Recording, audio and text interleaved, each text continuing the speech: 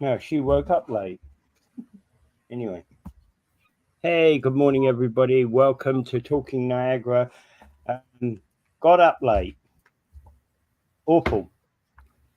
So didn't get everything done on time. Awful. Hate that. Don't. How about you, Dave? How are you? That's my life. I'm used to it. So where you going tomorrow? I'm flying to the Azores, and then from there I'm going on a sailboat to Lisbon. A friend of mine owns a sailboat, catamaran, so I'm going to go from there to Lisbon, and then after that, who knows? Ah, okay. I got a How one long way you ticket, so I how long are you going to be away? don't know. Hmm. Okay. And I, and I I guess about a month, I would say. and what's it worth me not calling up Canada Immigration and saying, "Hey, this Dave guy, he's a real piece of work. Don't want to let him back in the country." They'll say we've tried that, but he claims asylum. Yeah. Hmm. All right. Okay, we got a few stories out here, which well, a couple of these are odd. I read through this yesterday, and Niagara Region's Diversity, Equity, and Inclusion Advisory Committee wants powers to allow it to provide input and feedback without a specific request from the council. So at the moment, the way these things operate is that the council is considering a policy, so therefore they're making up. That they have the staff make up that policy document and they put it to the Diversity, Equity, and Inclusion Advisory Committee in order to get their feedback on it. Is it good? Is it bad? Is it ugly? What do we need to change it and where, etc. Right?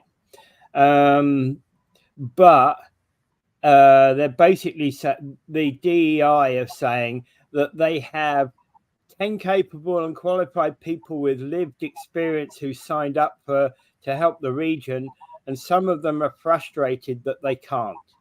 Right?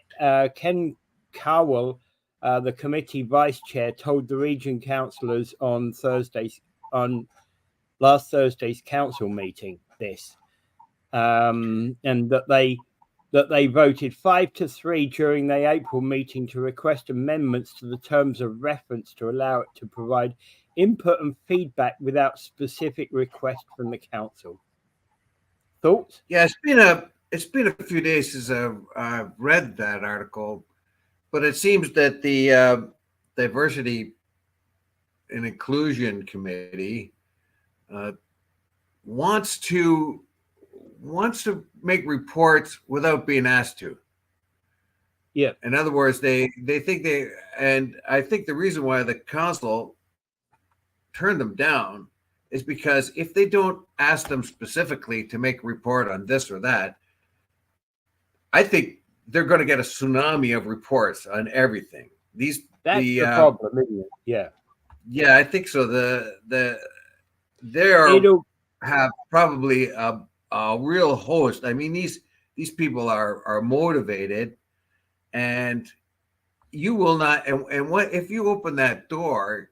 You're going to get them coming in and reporting on just about everything under the sun, and then putting pressure on the council to, oh, you didn't do anything about this, and you didn't do anything about that. How come you didn't do anything about this? And it will take well, up a lot of the time of council. and well, furthermore, here's the question: what they're trying to do with this committee is make sure that uh,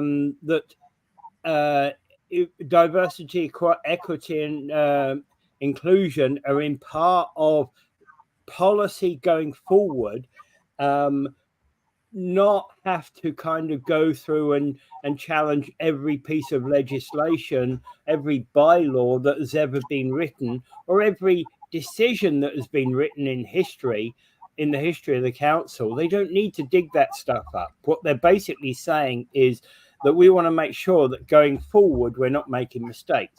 And furthermore, we want to make sure that we don't make mistakes in these specific areas. Well, to be fair, in their particular ideology, I bet you that they want to get in there on and start gathering attention to their cause and making things better in their own particular way as they see it. And if they become more and more involved in everything, then they're going to be a feature that is always there, and it would be pretty impossible to dodge them. And will you be able to get legislative through? And I also like to point out again, like I've done a million times, is they are not prepared for the diversity and inclusion realities that are facing Canada right now in the region, and those are the bigotry and exclusionary means or cultures that we have coming into Canada. And we've talked about the Indian, the South Asian one, and their different caste systems. And we found that in Seattle, they had to do their diversity and inclusion thing against the Indian community there, because they found that they were excluding people from Indian type of companies or whatever, if they're mostly made up of that. We'll find that they are excluding certain caste systems. And I think I mentioned this last week, where in the universities and colleges, a friend of mine, her daughter works in one of the universities, and they have a lot of that problem in universities where there is a caste system or some other sort of level of bigotry going on among the students that come from overseas. Yeah. And that is completely obscured by the diversity, equity, and inclusion, because they're mostly focused on the traditional type that we have faced up until now. Basically the situation about the untouchable situation is you might have a local person who in India would be considered as untouchable, but yet in Canadian society we don't care, we're fine, we're okay with them in our society, we don't treat them in that regard, but yet an incoming Indian student might. So, and that's a problem. Yes, and that's just an aside for this article, but I like to point it out every time, because there are these issues and they do occur. The diversity and equity issues do occur in our immigrant population, and we are blind to that. We are focused mostly on anti-Semitism, Islamophobia, gay, black and white, black people of color being sort of unincluded, indigenous. Yeah, all those things exist, but they are on the diminishing thing. I mean, they exist and it's good to root them out. But the biggest growing problem in that area is new immigrants and their cultures. And the people in this particular case are not prepared for that one bit at all. As a matter of fact, they have more of an attitude, many of them, is to, we don't want to mess with their culture. They have their own culture and they will evolve that culture. So we don't want to mess with it and that kind of thing. Because if we go after Indians, we will then be called bigots. South Asian bigots and that kind of thing. So I think the usual anti-Semitism, or Islamophobia, and gay blaming or whatever else, those kind of things, those do really exist. But I think their eyes are closed to what is about to happen. I mean, hats off to Seattle; they recognized it and brought it up in their own city council and made a specific rule that that they cannot actually announced that they cannot. There can't be prejudices against people depending on their caste. Yeah. And Well, I think that was really quite advanced. Laura Ip pointed this out. So her challenge is that staff are telling us that we don't have the staff to complement and engage the committee in that way. If we expand the terms of reference without the resources to do it, then we could end up with a situation where we're not achieving any of the goals of the action plan, internal or external. And Laura Ip is actually the chair of that committee. Well, you have to remember that these people there's a motivated group of people who really want to get involved and really want to save the world, basically. And I'm not making that as a comment, derisive type of You're comment. not being derisive. Yeah. Well, most people who get into politics want to save the world, don't they? Well, in this particular case, they're an idealistic driven group that some people think find those issues everywhere. Yeah. Diversity and equity issues everywhere. I think, and the fact that the region does not have the staff to engage in a group like this is telling, because Laura Ip or whoever else was there sees that there could be a lot of issues to have to get into, much more, and diverting them away from day-to-day issues that they really do have to contend with. This is a potential for every day, every minute, a diversity issues coming up, and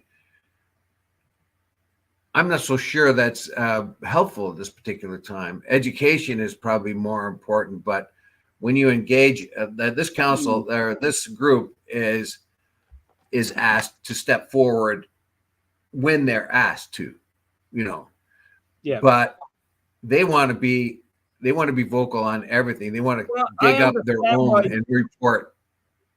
I understand. You see, I understand why they want to be more vocal than they currently are permitted to do. I also understand why they want to why the council is actually more hesitant to make that happen. Is there a halfway house in between?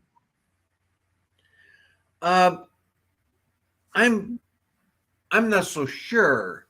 I think the way they do it right now is the proper way to do it. They have a committee that is there to advise them when they want that advice. Yeah. Now, that advisory committee may be able to suggest that they can advise on something that they haven't been asked to advise on. But if they're allowed to advise at will on everything they want to, I'm afraid it would be like there won't be any rest at all. Well, and part of the challenge here would be, and I think where you're coming from, for example, if there's a finance report and the finance report is talking about making specific savings, across the board in the council in order to ensure that we don't put up the taxes next year, and they comment upon that and how that's going to adversely affect people of a certain ethnic bent. That could be problematic. That could be problematic. Could be definitely be seen as outside of their scope. Yes. Like I said before, these are highly motivated people who really want to make a difference. And when you get people like that, they're going to be very impatient, and they're going to bring up as many things as they possibly can. They could be a real imposition or a real problem because they'll slow things down a lot with a host of things that the council should be addressing. And then when and if the council does not address it in a timely way, in their opinions, then they will then become very vocal about that. And I'm not so sure that the council wants that to be guided by them before they're advised. They're supposed to be an advisory committee, and the way they have asked for changes makes it sound as if they want to be part of the governing process and not just be an advisories, but be there to guide or propose legislation or all kinds of things like that. So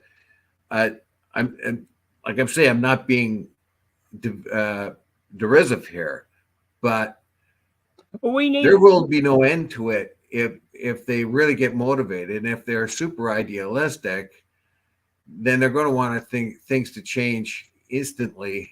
Those I think are the fears. Yeah, and that actually. And here's the problem with any committee like that: diversity, equity, and inclusion.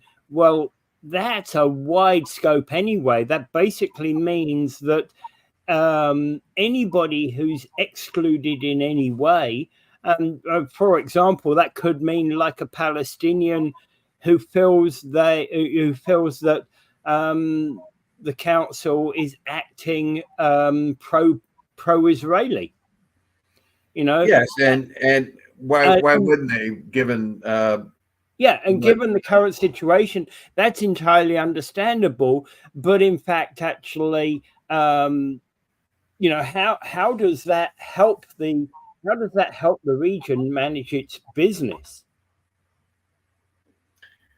Yeah, and not really understanding the scope of their position of the committee, it's pretty hard for me to kind of figure out where they would be going. I think the essential thing right now is money and staff to address the DEIAC in a continuous way. It's quite a bit different when the council turns to the DEI and says, what is your opinion on this? What is your opinion on that? Instead of having them coming to you always saying, this is something you should do. This is something you should do. This is something you should do. Yeah. And there's some points. Yeah. And exactly. I think you put it the best way possible, and trying to add to that probably wouldn't make any sense. Yeah. How do we, and it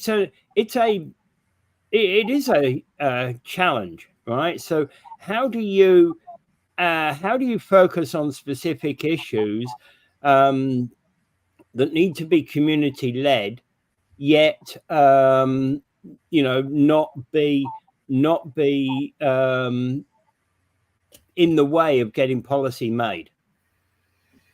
Yeah, basically, the hitch here is I'll read this off in the DEI April 30th meeting. Kowal, that was one of their spokesmen, introduced a motion recommending the changes. Currently, the DEI is to provide input and feedback as requested on regional issues relating to diversity, equity, and inclusion. Vice Chair Kowal wanted to see the removal of the words as requested. And that's the big hitch there, because you are now opening up, the council will now be opening up themselves to everything the diversity, equity, inclusive want you to look at. This is a place where they could sort of almost dominate the council. I mean, there may be times when it's unavoidable. As it is, as requested, is the important part there. Another purpose of the committee is to provide advice to advance the internal action items of the diversity and equity plan. This is a problem, I think, because you do not have the staff. You do not have the time. Because if they take out as requested, there could be scads and scads and scads of issues dumped on the region. And if they ignore them or can't get around to them, you can understand that the advisory committee would be put out completely and make problems for the region trying to govern. Yeah, and it's the making problems and stopping the governance that becomes problematic. Yeah, because decisions have got to be made. And for example, to remind council that before every development, I have to look at every development, and now you have to get the DEI issues added to it. So now every development, there's a question up there that is about ensuring that that the development complies with racial and equity amongst all groups in our society. Well, there are rules, there are pre-existing laws and rules that govern that sort of thing. So you don't need to include that in every a specific element in every development that comes before council, for example. This is the Pandora's box they're worried about. In recommending against the proposed changes, staff expressed the opinion that it would expand the scope of what could be discussed at the DEIAC, potentially leading the DEI agendas with items outside of the mandate and jurisdiction of the region. Yeah, that other council advisory committees might seek similar changes to their mandate, and that the pursuit of external facing matters could possibly infringe on the work and the groups and the organizations within the community. That's exactly, I think that's what I would say, that you're opening a Pandora's box by taking away as requested. That gives them a lot of influence. That as requested, that as requested keeps them in a place where they are to advise you on certain things. But if you can imagine how many things will now be presented, and as they say here, the staff says if they get the as requested taken off, all other committees will ask for the same. Yeah. There would be an enormous amount of issues brought forward to the council that they can't possibly deal with. And then it would be under a lot of pressure, because these people will then, the DEI will then be put out. You didn't do anything about this. You didn't do anything about that. You didn't do anything about this. You should be doing that. It could take up incredible amount of time. Yeah. And as it says, the region is there to govern and look for advice on internal issues. But if you start going external, I mean, where are you going to stop? Yep. All right. The thing to also note here is, hey, Dave, I got a couple of things I need to bring up. Okay. That were in your that I'm quoting from you. People like that. Those people. Yeah, I heard myself say that, and I didn't. Remember Don Cherry, hey?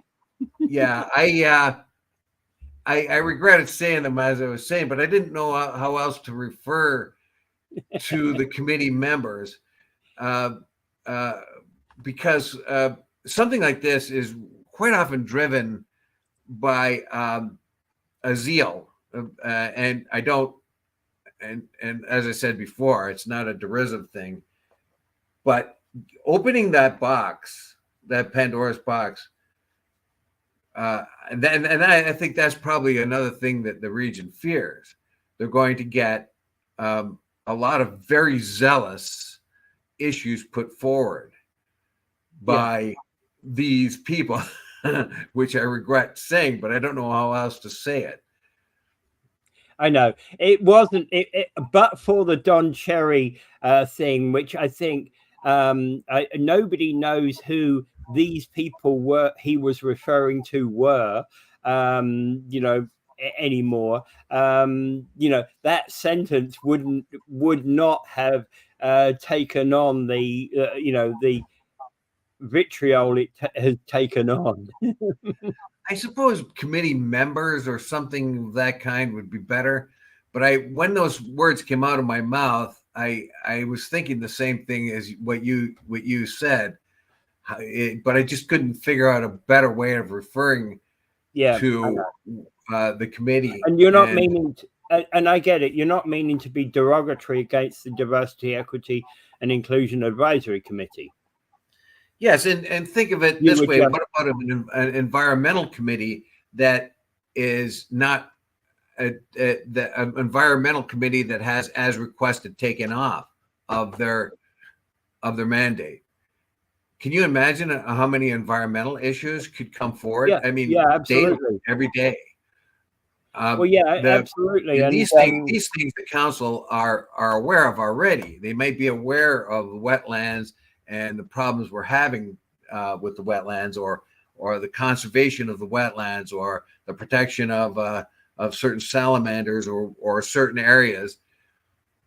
It would, and of course, let's take a wetland. Of course, they are aware of the stresses that are on Niagara region's wetlands, but it could be a daily thing that the environmentalists come up. Well, what about this? How come you let this bulldozer go over here? And how come this over here and that and that? They would be pushed to examine everything that's happens in a wetland when they can't do anything about everything, but they have to be advised on it. So when the region goes to the environmental committee, let's say, and says, we need your advice on this development that's going on close to the wetlands, and then they can be advised. But if they take off as requested, they would be inundated with issue after issue. Yeah. And in that example, though, you could narrow the scope is for all developments that are being investigated by the municipality, and over which the municipality can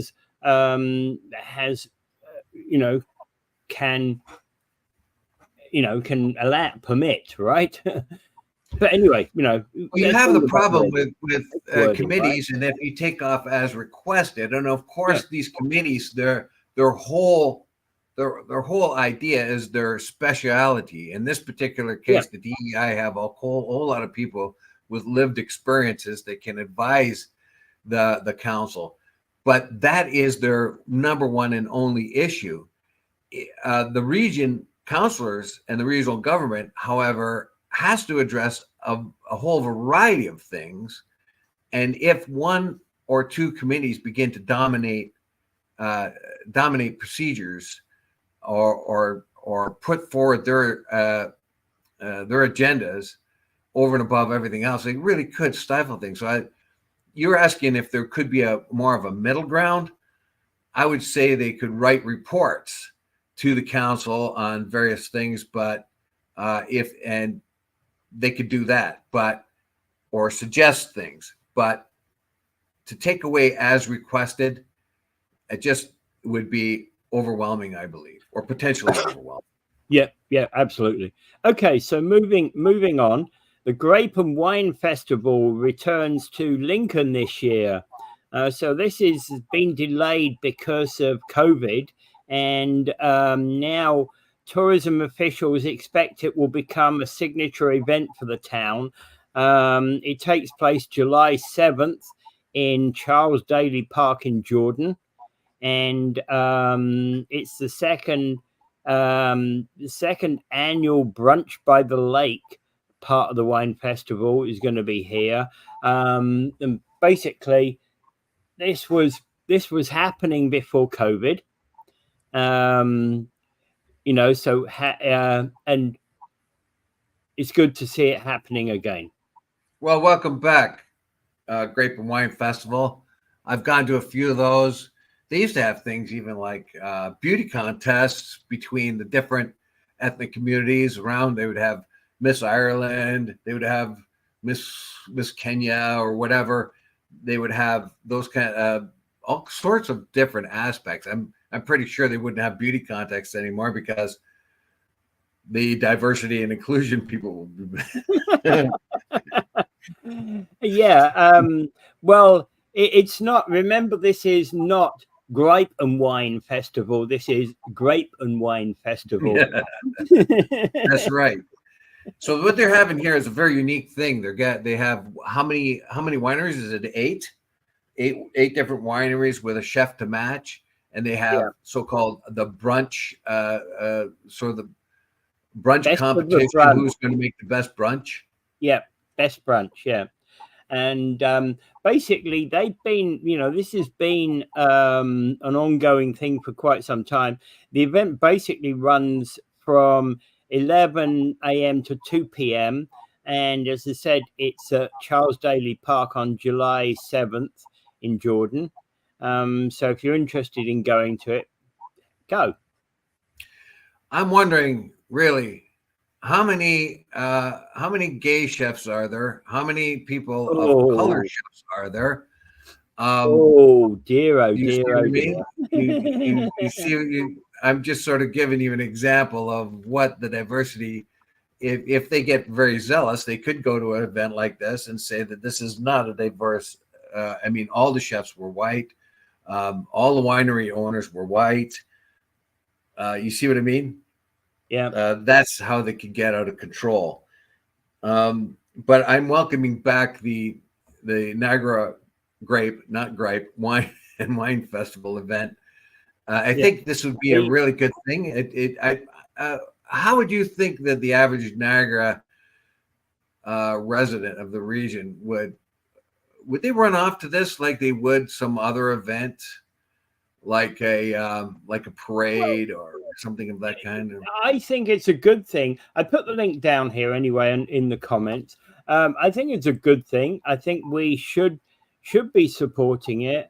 And for one part of our agricultural sector, it's a very important element that we need to support.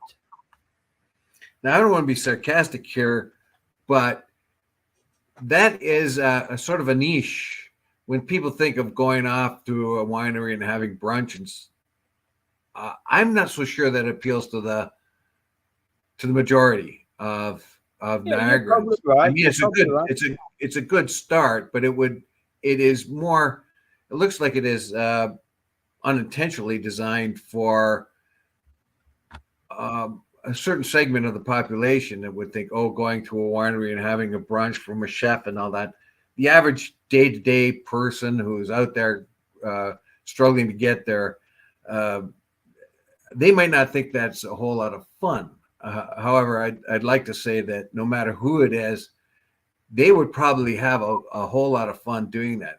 Like going there. I think it would be an interesting experience. Don't think of it as something for certain people because it's a brunch and a winery and it sounds fancy dancy. It's there for everyone. It's there for everyone. Yeah, exactly. And tourism, it's part of our tourism as well. It also brings a lot of people. Many of these events bring a lot of people in from outside. Yeah, my point was I would like it to appeal to everyone in Niagara, because as soon as you say brunch and winery and chefs, that puts a look on it that looks, oh well, that's for people with a little more money and that kind of thing. I think they have to in an event like that, they have to make sure that they want to be inclusive, and I'm not making a joke here either. I know.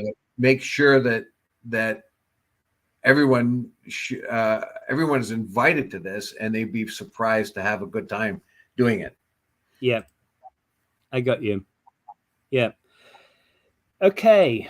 Women's shelters are overflowing in the Niagara region, and the situation appears to be getting worse. All right. Yeah. The Now this director is the of good. I've lost. Okay, Gillian's Place executive director Nicole Reger is basically saying the pandemic was a very dangerous time for women being isolated at home with their abusers, but we've seen an increase in the need for our services post-pandemic. It's the aftermath of all that. It continues to be the perfect storm. In addition, there are growing numbers of calls to the women's shelters, and anecdotally, there's been an increase in severity of violence. How many of these? Of course, we have an expanding population. We have people from all over the world coming here. How many of those? And I have a problem with this. How many of those are a result of a cultural Yeah, thing? yeah. Although I dare say that certain cultures of certain people, they will not call the police because it would be I don't know, embarrassing to their culture, I guess. But we find that I remember talking to people from outside of the country and their attitudes towards their wives, where I mean, one guy from a country in Africa was a great guy, but he told me if you don't slap your woman around once in a while, they'll go hysterical on you. Yeah, So that's the yeah. way to keep them in line. And that was his firm belief that women have a tendency to go hysterical, and if you don't, if you see them questioning you or whatever, it's always good to give them a good whack, and that brings them Well, back down to reality. Now that's his culture, and that's what they believed, and yet, what would this group here do in a situation like that? yeah, I and don't know. also Birchway Niagara executive Jennifer Gauthier has said that her shelters serving South Niagara are experiencing the same pressures. If you look statistics across Niagara, we've seen both increase in both incidents of intimate partner violence and femicide. It's really jumped post-pandemic.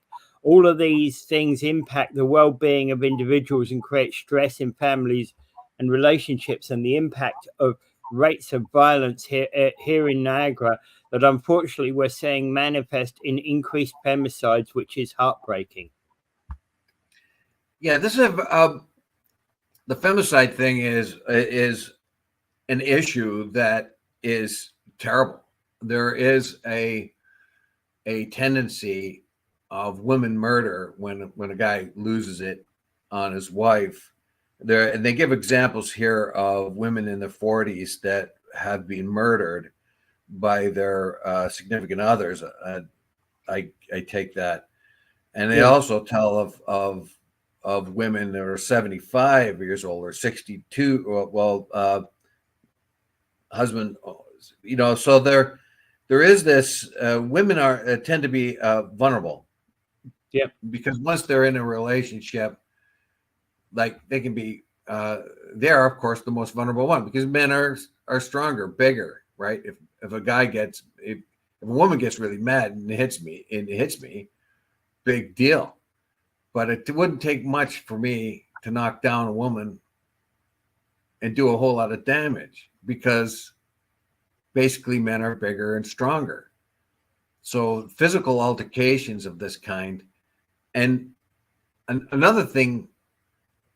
I believe that the shelters are overflowing Well, but this is a problem because this is reactionary rather than precautionary. I would think a lot of people have to be educated, as particularly women.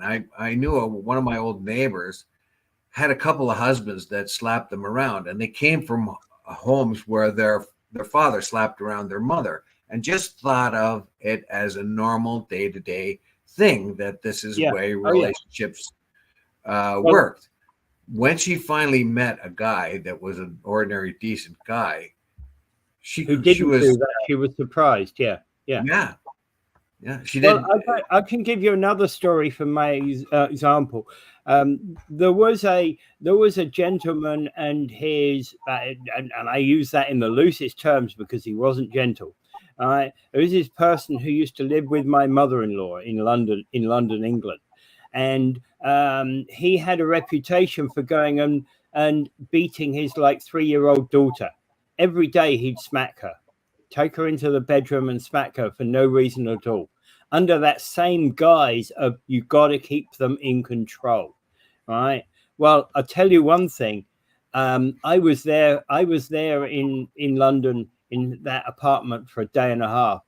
That guy didn't do it while I was there, because you know what I would have done? I would have walked downstairs, I would have dialed the police, and I would have given evidence against him, because that kind of person needs to go to prison. Well, they are also somewhat victims of their own environment too. If they come from a background where their dad knocked around their woman, their wife, but I don't know. There's they have $164,000 from the book riot, which is a good take, and that will give them 5 more beds.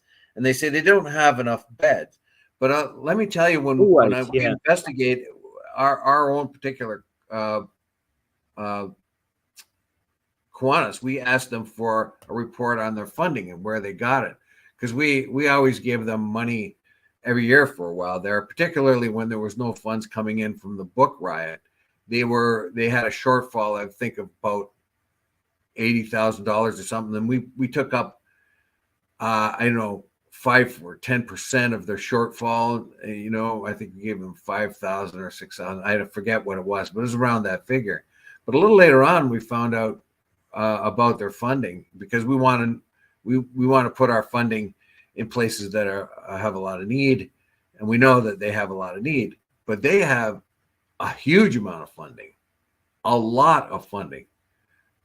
They have much more funding than I think a lot of sort of services like that have. So we decided we would not support them and put our money in other places where they don't have as much funding coming from other agencies, basically. Yeah, because they do get a huge amount of funding. Here it says what they don't put here is how much money they do have coming in from other sources. They mentioned the $164,000 from the book riot, and that allows them to add 5 more beds. But where is the bulk of their funding coming from? And the reason I think they are loath to put that in there is because it looks like a whole lot, and people say, "Oh, well, you got lots and lots of money, so you don't need my money." And in our particular cases, Kiwanis, there were a lot of places you could put the money that don't get a whole lot of money from other places. So that's kind of where we shifted. Yeah. Well, okay. So then the other question that I also add in relation to this is that what bothers me about this is that we have a bit of a revolving door situation in terms of, so not to diminish in any way the front end situation about needing to put women in shelters, particularly women in shelters who come from abusive homes. But then what happens is that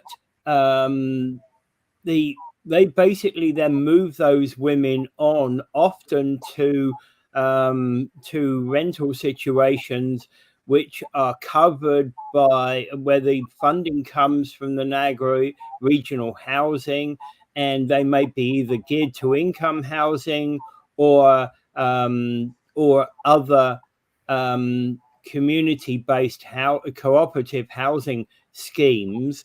And then part of the problem that we also see, there's further there's then we're getting Niagara Regional Housing who are pushing out some of these people, not taking care of the fact that they were abused in their earlier life, and essentially making them homeless because of problems that they face in their rental situation. So they're not pushing them out. They just don't have a place for them. They are pushing them out because people who are troubled, who come through the system, who are troubled, then land in another situation where they're facing neighbor harassment and things like that, who are then getting kicked out of their their. Well, who's kicking out who? I don't get it. So you got a woman and she's got a couple of kids, and they've taken her out of that situation and put her in a place, and then and then she's hassled by her neighbors, and they kick her out. Well, I've got a case whereby I've got exactly this. I've got a case whereby I have a lady whose family who basically got into the system because she went to a women's shelter, and now she's facing eviction from Niagara Regional Housing. Are we it's kind of a revolving door broadcasting? Are we broadcasting? We haven't had one comment. We are broadcasting. Yeah, we have got comments. Oh, I haven't seen them. Sorry. Yeah. Anyway, so this is a tremendous problem. And this is unending. Like the frustration level of providing housing for those who can't afford it or need it is like endless. And I don't know how the region works, their system. Well, I do have some idea how the region works, its system. But if you have a really, anyway, I think we should kind of move on. Oh, hi, Karen. Hi, everything. Yeah, we are live, and we have had comments, right? Mm. Yeah. Anyway, so there we go. All right. Yeah, and the situation is problematic. This whole question about, as I said, what the shelters are doing. And I understand that basically that violence is on the rise. As I said. And I also understand what she was saying about during COVID, those women were stuck with their abusers very often. Well, we found out that there was a lot less than they expected, a whole lot of domestic abuse, but it didn't turn out that way, at least in the first year or so of COVID. Yeah, and at least in the first year. But it subsequently has turned out to be the case. So they are saying, but I have a feeling that like an article like this, they have one or two of these all the time, and it's their way of fundraising in a way. We need more money. We need more beds.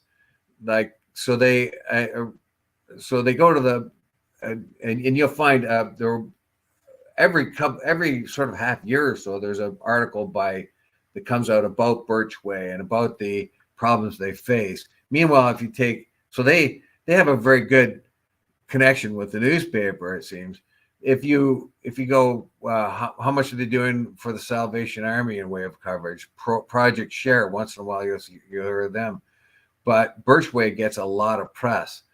And that, I think, is part of the way in which they drum up money. It's another way to keep their particular themselves in the public eye, in the public mind. So I think this is just one more article about Birchway not having enough money. I could go to the Salvation Army and do the same, and I could go everywhere else and do the same. Now the problem here, of course, is any organization, and I bet that Kiwanis is probably hurting for money right now as well. No, we collect money and give it away. We don't. No, but is it higher? Is it higher or lower than it was? I know you were doing very well during COVID. Yeah, we do, and it's sensationally because everybody's housebound. But this year, started out slow, and a couple of times during the year when it was collecting bingo money.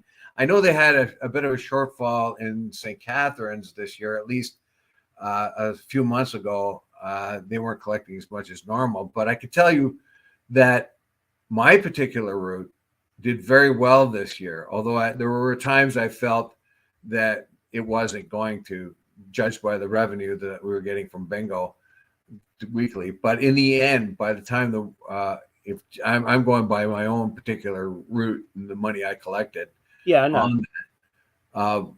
Did very well. It was a pretty good year this year for the money I collected, and I was talking to someone with another route. They did pretty good too, and we just kind of compared notes that we had X amount of money we can give away, more money just by last week's revenues. So basically what Kiwanis does is we bring in money and give it away, and for a while there, bingo was going down. The amount of money that we're getting from it was sliding down, and we're worried that we should have other sources of income. However, it's taken a bit of a bounce back up, at least here in Niagara. I'm not so sure of the other parts of the region. Yeah. Okay. All right. That's always a tough area anyway, and it is, and anybody raising money for anything, it's tough, right? Yeah, as I said before, you're going to get an article like this all the time, and no one is going to write an article and saying bingo is a game people pay to play, just like a lottery.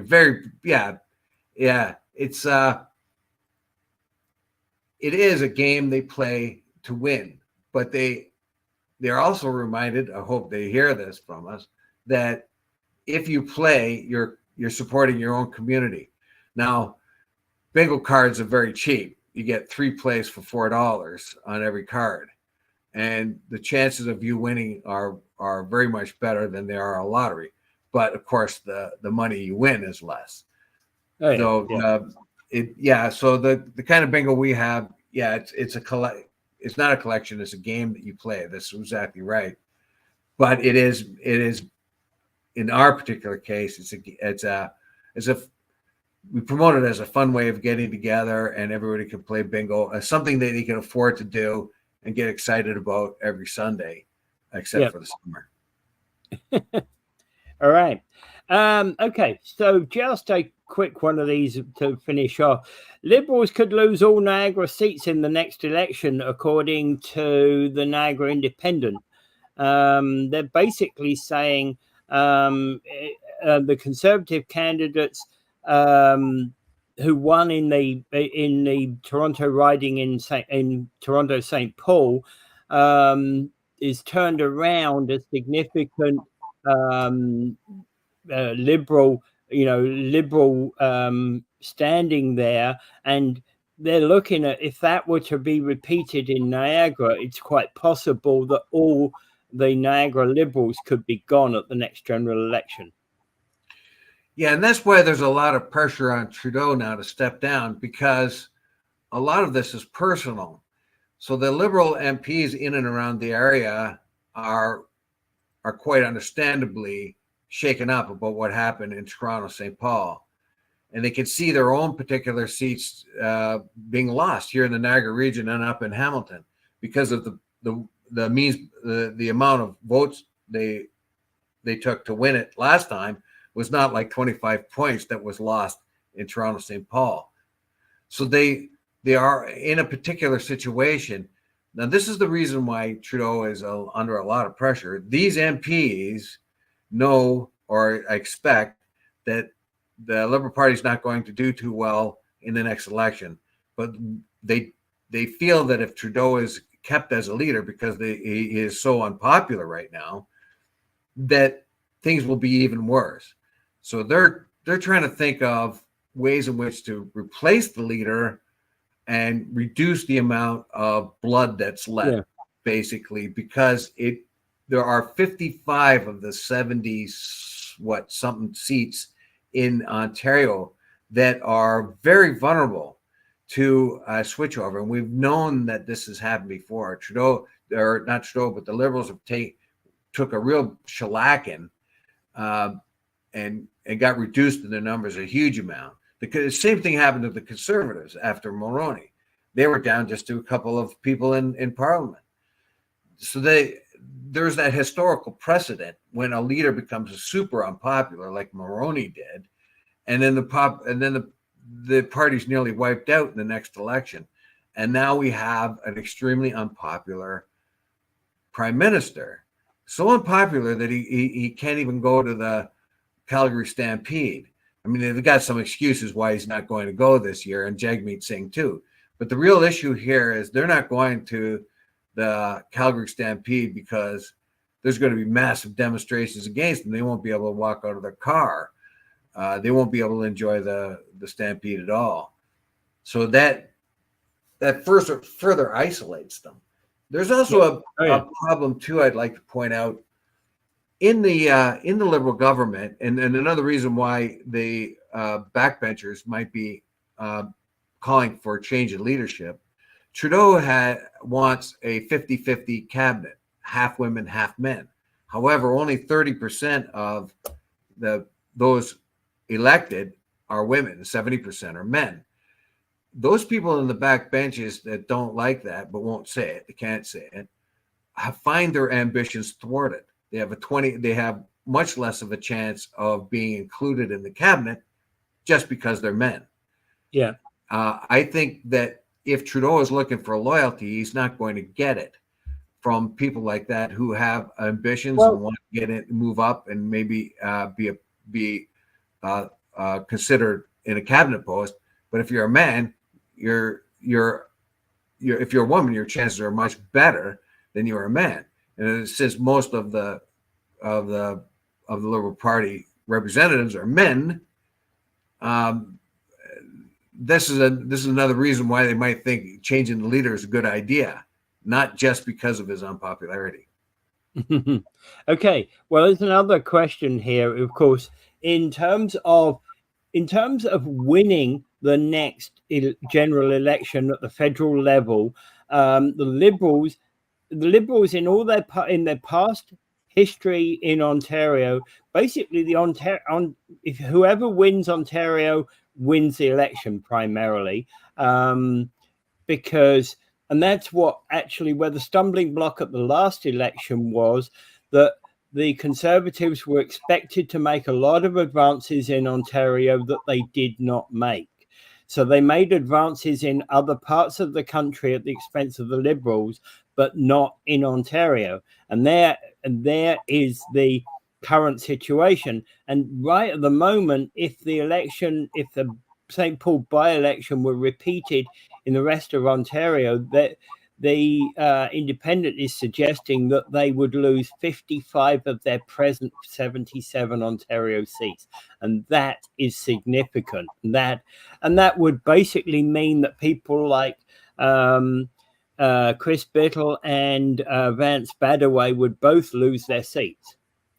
It can't be understated about Toronto St. Paul going over to the Conservatives, because the Liberals campaigned very hard for there, and they had a 24-point lead in the previous election. Yeah. Despite that, they came in and they campaigned hard, very hard. They brought everybody. Trudeau showed up there a few times. Chrystia Freeland, all the heavyweights from the party came there and gave stump speeches and encouraged everybody. And despite all of that effort, that extraordinary effort, they lost. This is a red flag that goes up to the other MPs. They don't want to lose their seat because Trudeau is unpopular. They would rather face their opponents and run against them rather than having to run against the unpopularity of Trudeau. They don't want to be tarred with that. Do you remember when Kim Crater was running for Parliament? And the Liberals were very bad, and Premier Wynne was very disliked. When Kim Crater had his signs put up, he had Liberal in very little letters. Yeah. Previous ones were big, huge, but it just had Kim Crater. They were advertising. He was advertising himself as a representative, but minimizing the amount of Liberal. And when asked about that, he dodged the questions like every good politician would.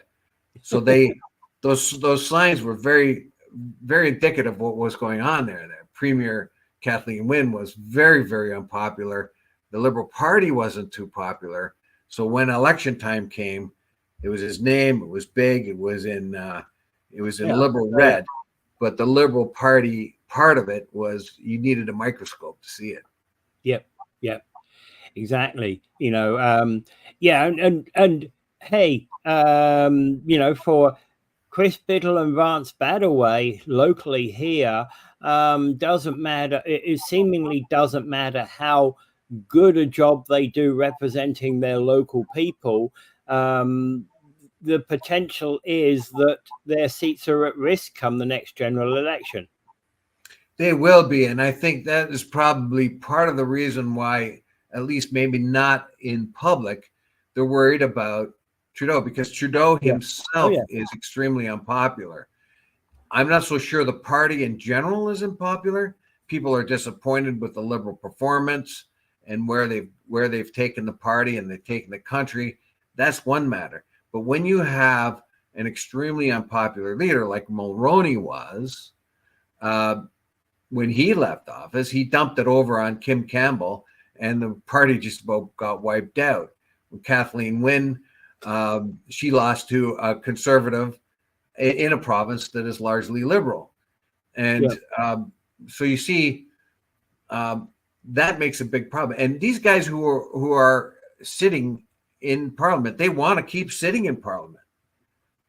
They want to keep sitting in Parliament, and they don't want to have to lose their seat just because they've got a picture of Trudeau on their forehead. So if they get rid of Trudeau, the amount of damage that's going to happen to the Liberal Party next election, which we expect to, it's a whole year away, meanwhile, might not be bad enough to take them out. Yeah. Well, the other issue at stake here is that, okay, so both those seats, St. Catharines and Niagara Centre, are currently held at the Ontario in the Ontario Parliament by NDP representation, right? So they're to the left, you know, to the left of the political spectrum right now, but they're standing down the barrel of a Conservative gun right now, right? Yeah, you mentioned the NDP there. Jagmeet Singh also would not go to the Stampede, and that's because he also has Justin Trudeau sort of tattooed onto his forehead, basically, too. Yeah. Because he has had this cooperation government with Trudeau, and the unpopularity of a Trudeau is rubbing off on him, because he has to answer for what the country has gone through while he's supporting the Liberal Party almost without condition, just to shut out the Conservatives. So now the payback of that strategy is coming back to haunt him. And unfortunately, the two parties are now tied together with the same sort of negative outlook that is generally happening. And this is where Singh's strategy has not come up well. If they had said there would did not make this deal, but just privately with Trudeau, and the Liberals said, look, we'll back you up almost on everything because we don't want the Conservatives to get in, but we're not going to say that because we need to maintain our independence. That would have been better. I think that's all in hindsight, of course, but I don't know. The same problems here are happening in the States, of course. Here, Biden, of course, is now his performance in the debate may lose him his job, and the performance that happened in Toronto, St. Paul may cause Trudeau to lose his job. Yeah. Okay, and of course, The other thing to note, of course, is that the polls are open right now in the UK, about halfway through the day for their general election. And the current prediction out there is going to be that that the Conservative government is going to get wiped out. Yeah, and I think that's right. I mean, people have been fed up with it, you know. Yeah. So Randy West, our listener, says people can't stand voting for a party anymore. However, when you vote for an independent or a person representing an unlikely to win, you don't have sufficient support to accomplish anything. That's true. I've maintained for a long time that I don't like the party system as the way it is right now. Well, the party system, I've maintained for a long time also that the party system is what is corrupting our politics in the West. Well, it becomes too rigid. There's not enough room to move, and you can see that especially in the United States, but you can see it here too. And we saw in Toronto, St. Paul, we had a host of people running. And that was a protest against the electoral reforms that did not happen. Yeah. And I believe that. And that's, of course, where Karen comes in saying why proportional representation is so important. I disagree with you, Karen, but hey, because I don't see proportional representation as working either. Well, when you're a person and when you're a party like the Liberals and you get less votes in the country, and still than your rival, the Conservatives, and still maintain power and win the election, I think there's something wrong with that. When you lose the popular vote, when you only get 40% of the votes, and you can then establish a government, that means 60% of the people out there did not vote for you and don't like you. Yeah, that actually is a problem, whether you're first past the post or proportional representation. Typically, 40% of the vote represents an absolute majority in Parliament. And I bet when you look at the results of the British election today, you won't find that Labour gets you won't find Labour getting a 50% poll. So that's happening today on Thursday? That's happening today. It's election day. It's, of course, about 1 o'clock there right now. So we should know by tomorrow morning what's happening? We will know by the morning. And maybe that's something that Mike and I can talk about tomorrow morning. I'm hoping Mike will be able to help me tomorrow morning. Well, tomorrow morning, I'm still here. You are? I thought you were leaving tomorrow. I leave tomorrow night. Oh, are you going to do the show tomorrow? Yeah, I will. But if Mike's there, Jeff, bring him in, and all three can do it. But if you want to save Mike for later, that's okay too. No, that's fine. I would love to have a discussion, and maybe we can talk about quite a few things, and some of the things that we've actually had on the show the last couple of weeks. Continue that, and Mike, I know, is highly opinionated, but he isn't on this morning. So, and I just noticed. Sorry, Chris. Oh, I wish I knew that. We could have slurred him.